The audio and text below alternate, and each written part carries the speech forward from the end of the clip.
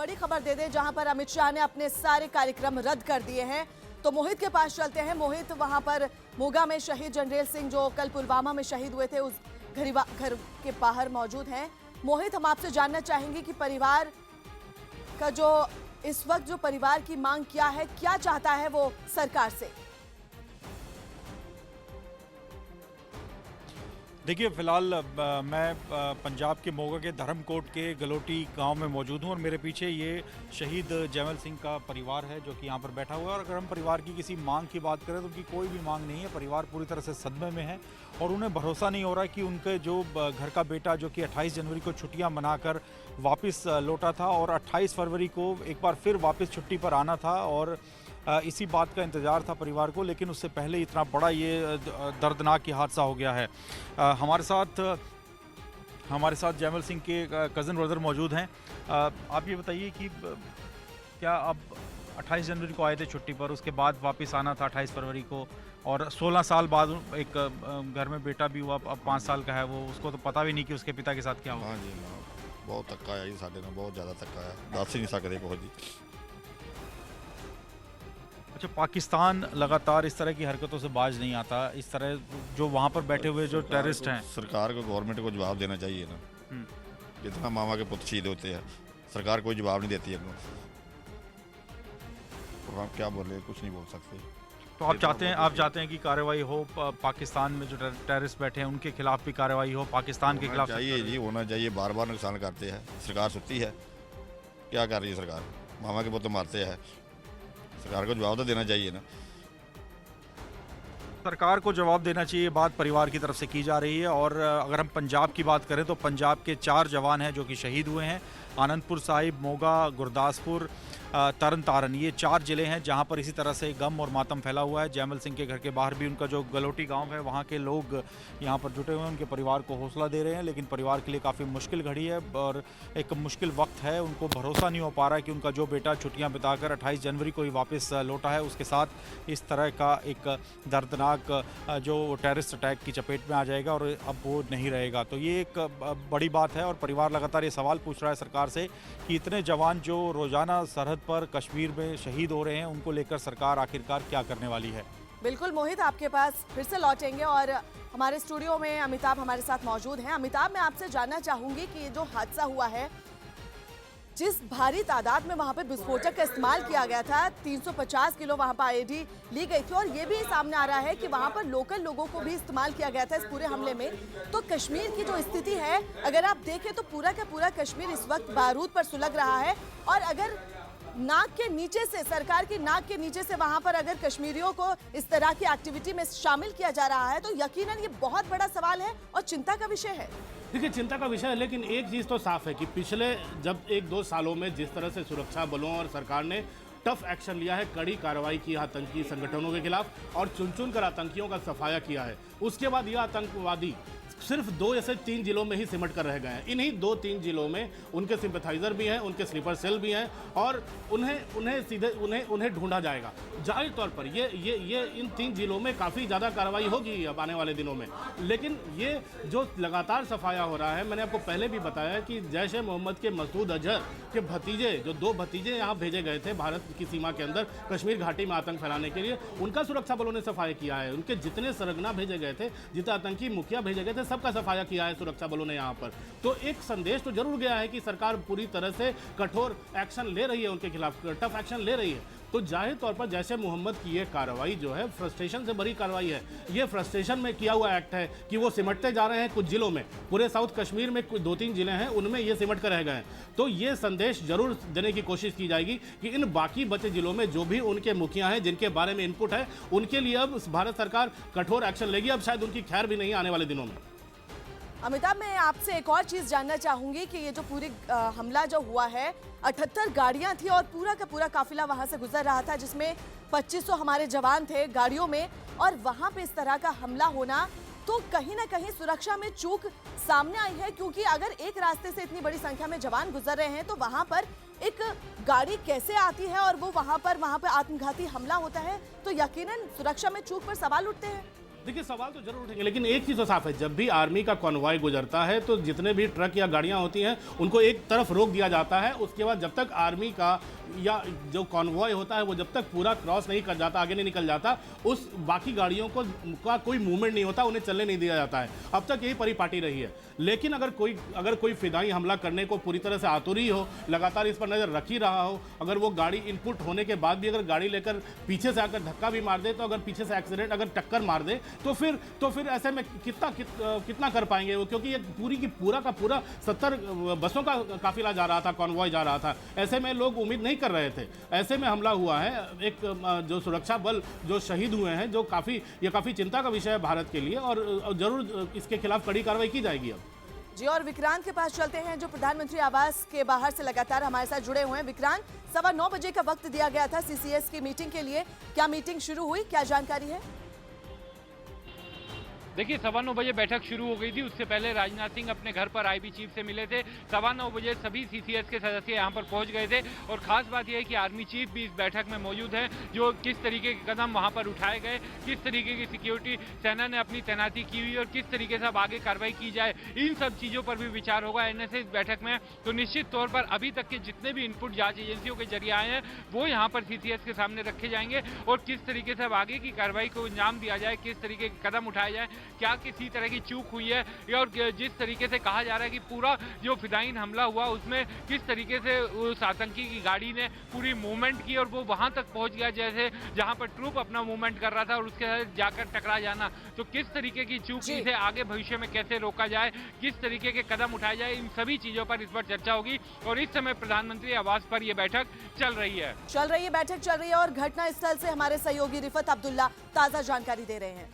फिदायीन attack हुआ, मैं आपको दिखाना चाहूँगा वो स्पॉट है जहाँ कवर किया गया है इस एरिया को, वहाँ ही वो गाड़ी है जिसमें ये सारा बारूदी मवाद भरा गया था और उसके बाद ब्लास्ट किया गया। इसमें अभी तक जो ऑफिशियल फिगर्स आ रहे हैं 37 सीआरपीएफ के लोगों की जान गई है। इसमें अब तक का ये सबसे बड़ा फिदायीन अटैक है जब से मिलिटेंसी शुरू हुई, 89 से लेके आज तक का सबसे बड़ा अटैक माना जा रहा है। आप देख सकते हैं यहाँ पे आर्मी, सीआरपीएफ और पुलिस लगी हुई है, अभी भी जांच की जा रही है। इस स्पॉट के इर्द गिर्द फॉरेंसिक साइंस लेबोरेटरी के लोग हैं, और अभी बताया जा रहा है कि एनआईए की टीम भी आ रही है, उनके जो एक्सपर्ट्स हैं वो भी यहाँ पे जांच करेंगे। मैं आपको दिखाना चाहूँगा अभी भी यहाँ दूर दूर तक जो है गाड़ियों की जो है चीज़ें जो है बिखरी पड़ी हैं, गाड़ियों के पीसेस जो हैं ये आप देख सकते हैं अभी भी यहाँ इर्द गिर्द बिखरे हुए हैं। अभी इन चीज़ों की जांच की जाएगी, फॉरेंसिक लेबोरेटरी के जो लोग हैं वो यहाँ पे जांच करेंगे। साथ ही जो गृह मंत्री आ रहे हैं, आप देखना होगा कि वो क्या कुछ यहाँ पे किस चीज़ का जायजा लेंगे। गवर्नर भी जम्मू से श्रीनगर आ रहे हैं, प्राइम मिनिस्टर ऑफिस से लेके यहाँ स्टेट एडमिनिस्ट्रेशन तक हर तरफ से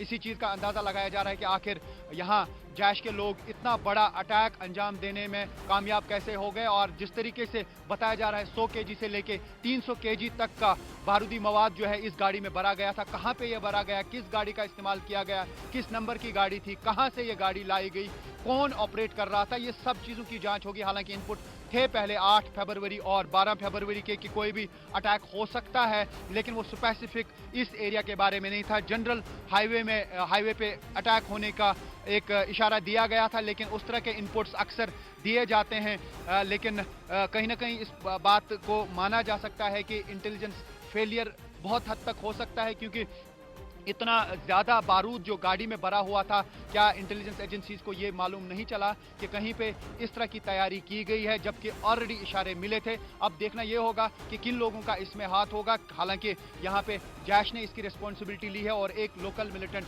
आदिल नाम का जो है उसकी इन्वॉल्वमेंट बताई जा रही है, जिसका वीडियो भी फौरन जब ये धमाका हुआ उसके बाद रिलीज हुआ, और उसमें वो कन्फेशन कर रहा है कि वो ये कार्रवाई अंजाम देने जा रहा है। तो ऐसे में अभी सबकी नज़रें इसी चीज़ पे है कि किस तरीके से आगे की रणनीति अपनाई जाएगी, और प्राइम मिनिस्टर ऑफिस से लेके यहाँ की स्टेट एडमिनिस्ट्रेशन तक क्या कुछ हिदायत दिए जाएंगे, क्योंकि आज तक काफ़ी सारे अटैक्स होते आए हैं, और हाल ही में श्रीनगर में एक के बाद एक जो ग्रेनेड धमाके हुए उसकी भी जिम्मेवारी जो है जैश ने ली है। और ऐसा समझा जा रहा है कि जैश जो है काफ़ी एक्टिव है कुछ दिनों से, और जैश ने शायद इस तरीके की रणनीति बनाई है कि वो एक के बाद एक अटैक्स करें। और कल का जिस तरीके से मैं पहले भी बता रहा था, जब से यहाँ पे मिलिटेंसी शुरू हुई है 1989 से, तब से लेके आज तक का सबसे बड़ा अटैक है, जिसमें सबसे ज़्यादा कैजुअल्टी हुई है। 37 सीआरपीएफ जवानों की इसमें जान गई है और 40 के करीब जो बताया जा रहा है कि घायल हुए हैं। अभी इस एरिया में फिर से मैं दिखाना चाहूँगा, पूरा कवर किया गया इस एरिया को, और अभी यहाँ पे टाइम लग सकता है जब तक गृह मंत्री आएंगे तब तक अभी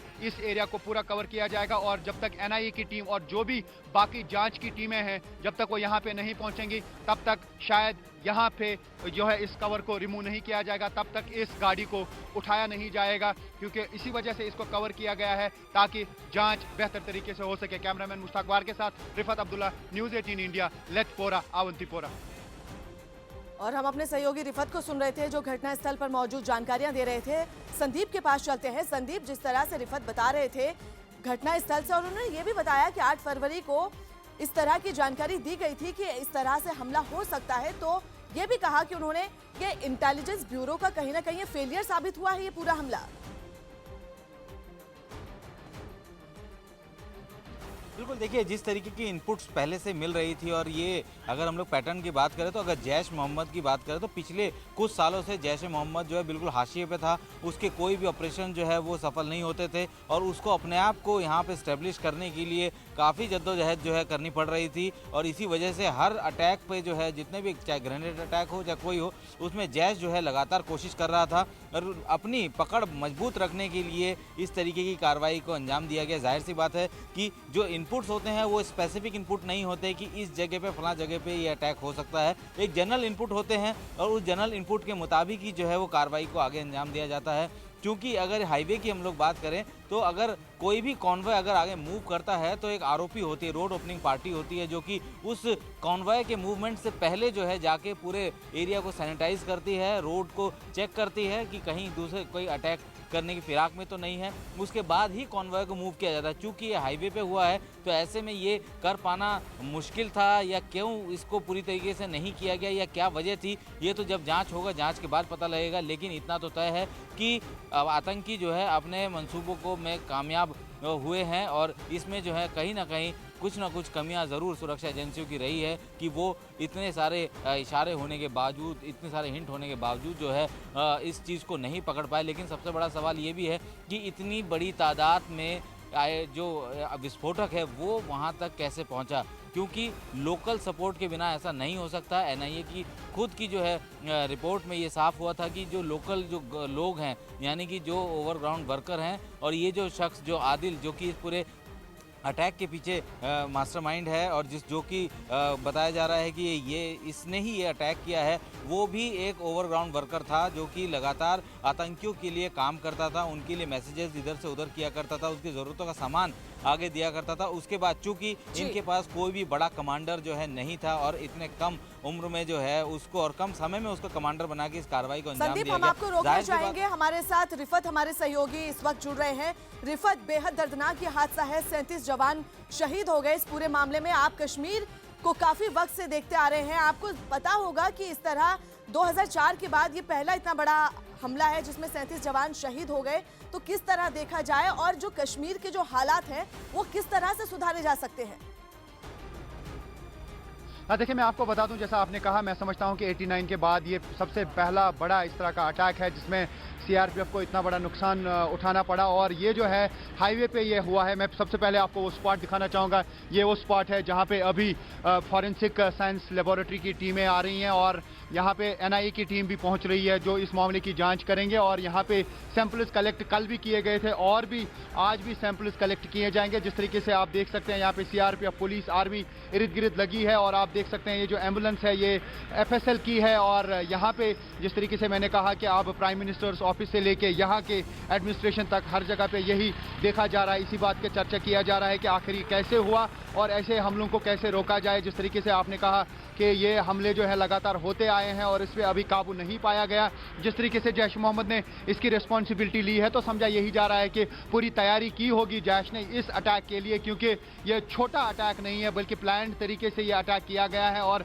जिस तरीके से इतना सारा 100 केजी से लेके 300 केजी तक जिस तरीके की बात की जा रही है, इस गाड़ी में एक्सप्लोसिव भरा गया, उसके बाद कॉन्वॉय के साथ में इस गाड़ी को लगाया गया, उसके बाद ट्रिगर किया गया और जो जी। आत्मघाती हमला था और अब ये हमारे इस सहयोगी तरीके का हम सबसे अमिताभ के बड़ा। पास चलेंगे जो स्टूडियो में हमारे साथ लगातार मौजूद हैं। अमिताभ, क्या एक्सक्लूसिव जानकारी है आपके पास इस हमले को लेकर? देखिए, मेरे पास वो इंटेलिजेंस ब्यूरो की वो रिपोर्ट है जो 8 फरवरी को भेजी गई थी, जो कश्मीर के तमाम सीआरपीएफ के तमाम जो मुखिया हैं उनको भेजी गई थी, जो आईजी सीआरपीएफ है उनको भेजी गई थी, बीएसएफ के आईजी को भेजी गई थी। उसके साथ साथ जो कश्मीर के जितने भी पुलिस अधिकारी हैं, जो आईजी तक के अधिकारी हैं, उनको ये आईबी की रिपोर्ट भेजी गई थी, एयरफोर्स स्टेशन से भी भेजी गई थी। इसमें साफ तौर पर लिखा हुआ है कि before occupying your place of deployment please sanitize the area properly as there are inputs of use of IED matter most urgent. इसमें साफ साफ लिखा हुआ है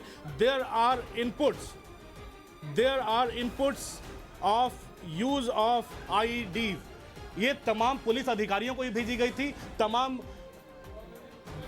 ये साफ साफ इसमें आप देख सकते हैं लिखा हुआ है। जितने भी ये मैं आपको दिखा रहा हूं, use there are inputs of use of IEDs most urgent भेजा गया था, जो फरवरी 8 को भेजा गया था। तो जाहिर तौर पर इंटेलिजेंस ब्यूरो ने अपनी तरफ से IEDs की जानकारी मिल चुकी थी।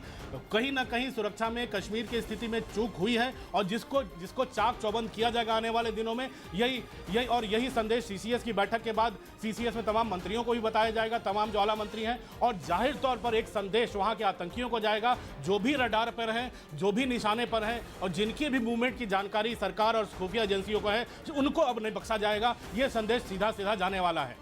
अमिताभ, बख्शा नहीं जाएगा वो बात की बात है, लेकिन जिस तरह से आपने एक्सक्लूसिव जानकारी दी कि उसमें ये कहा गया था कि मोस्ट अर्जेंट इंफॉर्मेशन दी गई थी कि इस तरह की एक्टिविटी हो सकती है, उसके बाद भी इन सब चीजों को हल्के में लिया गया और उसके नतीजा ये है कि हमारे 37 जवान आज शहीद हो गए। इनपुट नहीं लिया जाता। एक चीज तो मैं आपको बता दूं, कोई भी सुरक्षा एजेंसी हो ऐसी चूक नहीं चाहती हैं।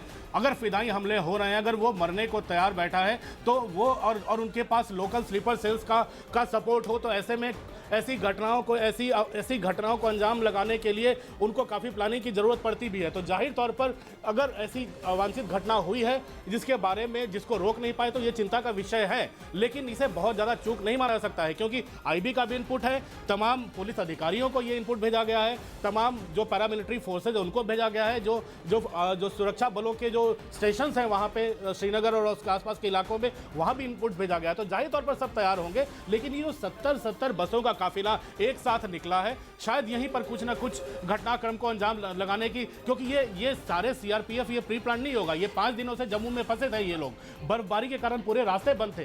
तो अगर 70 बसों का काफिला निकला है तो ये शायद उनको इस मूवमेंट की जानकारी मिलो, ऐसे में इस घटना को अंजाम दे दिया गया हो। लेकिन कम से कम अब आने वाले दिनों में जब भी कॉन्वॉय गुजरेंगे तो जाहिर तौर पर उस इलाके में सिविलियन मूवमेंट को जरूर रोक दिया जाएगा, इतना जरूर तय है। और जो CCTV कैमरे जी बताएं। और हमारे सहयोगी रिफत बने हुए हैं, रिफत घटनास्थल पर मौजूद है। रिफत, हम आपसे जानना चाहेंगे, आप वहां पर मौजूद हैं, हम चाहेंगे आपसे कि हमारे व्यूवर को आप दिखाइए कि वो रास्ता किस तरह से जाता है, किस तरह से वहां से 70 गाड़ियां गुजरी और फिर वो अटैक किस तरह से किया गया। देखिए, मैं आपको बता दूं, जैसा कि आपने पहले भी पूछा था कि स्पॉट के बारे में, और मैं आपको दिखाना चाहूँगा ये वो स्पॉट है जिस तरीके से आप देख सकते हैं। यहाँ पे इस वक्त CRPF, आर्मी और पुलिस की मूवमेंट है। यही वो स्पॉट है जहाँ पे ये कल धमाका हो गया, जो आप देख रहे हैं।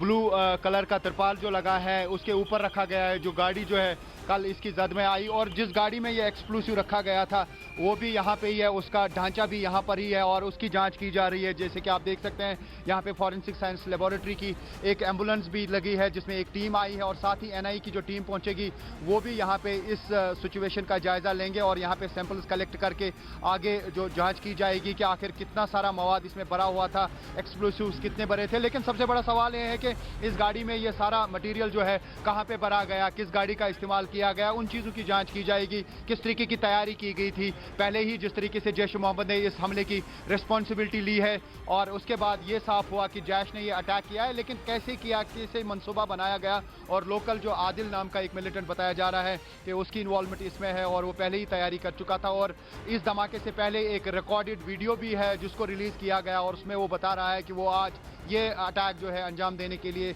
आगे जा रहा है। तो ऐसे में जिस तरीके से आप कह रहे थे कि इनपुट्स थे 8 तारीख को या 12 तारीख को, जिस तरीके से जनरल इनपुट्स मिले थे कि कहीं पे भी आईडी धमाका हो सकता है, उसके लिए आरओपी की टीम यानी कि रोड ओपनिंग पार्टी जो आर्मी की होती है या सीआरपीएफ की होती है, वो पहले रोड को क्लियर करते हैं। आज भी, कल भी उन्होंने ऐसा किया था जो रूटीन है, लेकिन स्पेसिफिक ये नहीं कहा गया था कि कार बम ब्लास्ट होगा, कार में इस तरीके से एक्सप्लोसिव भरा जाएगा। काफ़ी मुश्किल होता है और मैं हमेशा ये कहता हूं कि जो भी फिदाइन अटैक होता है उसमें सरप्राइज एलिमेंट जरूर रहता है, उस पे काबू पाना सबसे बड़ा चैलेंज होता है। जिस तरीके से उड़ी में भी एक फिदाइन अटैक हुआ, काफी सारे कैंप्स पे फिदाइन अटैक्स हुए हैं। और ये जो लेथपोरा का एरिया है, ये डिस्ट्रिक्ट पुलवामा में पड़ता है, साउथ कश्मीर का एरिया, वैसे ही मिलिटेंसी काफी है और आए रोज यहाँ पे कॉर्डन और तमाम जानकारी के लिए शुक्रिया। आपके पास जल्द फिर से लौटेंगे।